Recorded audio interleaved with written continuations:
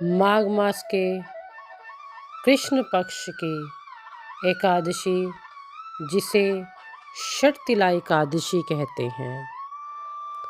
दालभ्य ऋषि बोले कि मनुष्य लोक में आकर लोग अनेक तरह के पाप करते हैं, जैसे कि पराये धन को चुराते हैं, दूसरों को कष्ट देते हैं। ऐसा करने पर वह नरक में ना जाएं।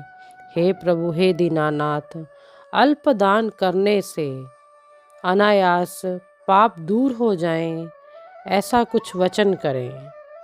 प्रिय बंधुजनों, मुनिवर बोले, हे महाभाग, तुमने बहुत सुंदर प्रश्न किया है, जिसको ब्रह्मा, विष्णु और इंद्र आदि देवताओं ने किसी से नहीं कहा। तुम्हारे पूछने पर उस गुप्त बात को तुमसे कहूँगा। माघ मास के आरंभ में ही शुद्धता से स्नान करके इंद्रियों को वश में करें। जल से हाथ पैर धोकर भगवान को याद करें, भगवान के नाम का जप करें। ऐसा गोबर लें जो पृथ्वी पर ना गिरा हो, उसमें तिल और कपास मिलाकर पिंड बना लें। उनके 108 पिंड बनावें। यदि माघ के महीने में मूल नक्षत्र आ जाए तो उसमें नियम लें, या कृष्ण पक्ष की एकादशी को नियम लें।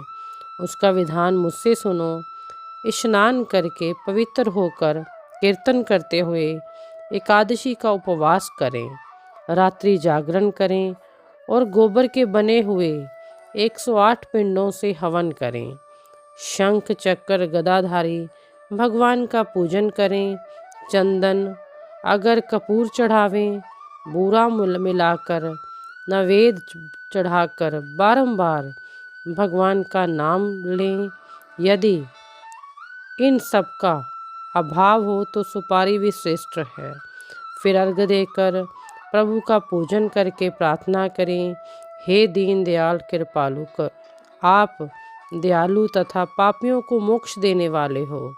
हे जगतपति, मेरे दिए हुए अर्घ को लक्ष्मी समेत स्वीकार करिए और कहीं कि श्री कृष्ण भगवान मेरे ऊपर प्रसन्न हो।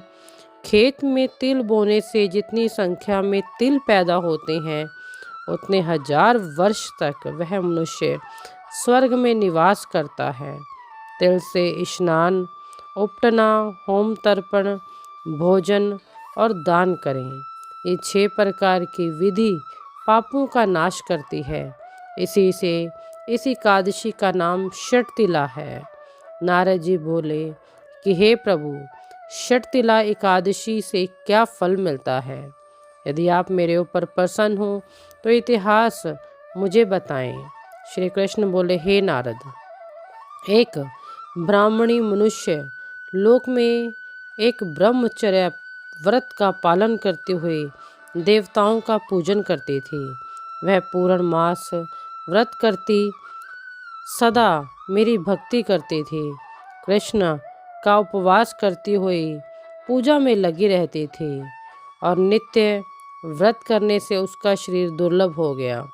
फिर बहुत दिनों के बाद मैंने मन में विचार किया कि यदि इसने अन्न का दान नहीं किया जिससे कि सबकी तृप्ति होती है, उसकी जांच करने को मैं मनुष्य लोक में गया। भिक्षु का रूप धारण करके भिक्षा पात्र लेकर ब्राह्मणी से भीख मांगने लगा। तब ब्राह्मणी बोली कि हे भिक्षु, हे ब्राह्मण देवता, तुम कहाँ से आए हो? मुझसे सत्य कहो। फिर मैंने कहा, हे सुंदरी, भिक्षा दो। तब उसने क्रोध में भरकर मिट्टी का ढेला मेरे भिक्षा पात्र में डाल दिया। फिर मैं स्वर्ग को चला गया। महाव्रत करने वाली तपस्विनी वे व्रत के प्रभाव से देश समेत स्वर्ग में पहुंच गई। मिट्टी के पिंडदान करने से उसको एक सुंदर घर मिल गया, परंतु उस घर में अन्न और धन नहीं था। जो उसने प्रवेश किया तो वहाँ कुछ भी नहीं देखा।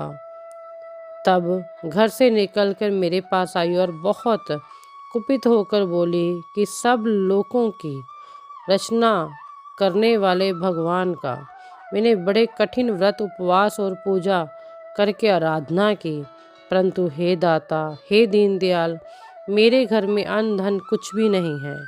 तब मैंने उससे कहा कि तुम जैसे आई है उसी तरह अपने घर चले जा। देवताओं की स्त्रियां कौतूहल के वश तुझको देखने आएंगी। तब षटतिला एकादशी का महात्म्य बिना पूछे दरवाजा मत खोलना। ऐसा सुनकर वह मनुष्य लोक को चली गई। हे नारद, तब देवताओं की स्त्रियां उसे देखने आई और कहा कि तुम्हारे दर्शन के लिए हम आई हैं, तुम दरवाज़ा खोलो।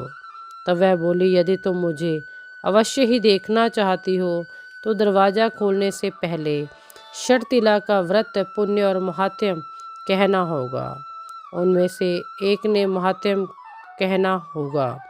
उनमें से एक ने महात्म्य कहा, सुना दिया और कहा कि हे देवी, दरवाज़ा खोल दो, तुझको देखना जरूरी है।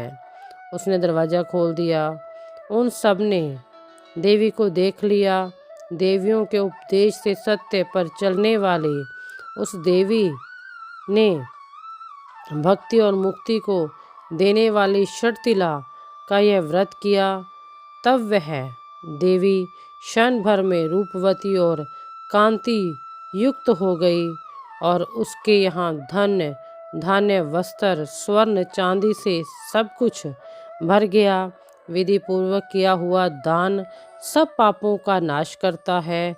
हे मुनि, इससे शरीर में थकावट, अनर्थ, कष्ट नहीं होगा। इसका फलाहार क्या है कि इस दिन भगवान श्री कृष्ण को पेठा, नारियल, सीताफल, सुपारी आदि से पूजा की जाती है। इस दिन तिल पट्टी का सागर शास्त्रोकारों ने बताया है, अर्थात इस दिन आप तिल से कुछ भी प्रसाद बनाएं, गुड़ डालकर बनाएं और भगवान विष्णु को भोग लगाएं। और इस दिन तिल डालकर आप तर्पण भी करें और तिलों से हवन भी करें और प्यारे भगवान को स्नान करवाना है, उस जल में भी तिल डालें। खुद स्नान करना है, उसमें भी तिल डालें। अगर आप नियम से देवादिदेव महादेव को जल चढ़ाने जाते हो तो उस जल में भी तिल डालें। प्रिय बंधुजनों, किया गया अन्न का दान, धन का दान, वो सब अपने आगे आता है। इसलिए भूखे को अन्न, प्यासे को पानी जरूर पिलाना चाहिए। अगर दरवाजे पे कोई भिक्षु, ब्राह्मण, कोई संत आ जाए तो घर से कभी भूखा नहीं जाना चाहिए। बांके बिहारी लाल की जय।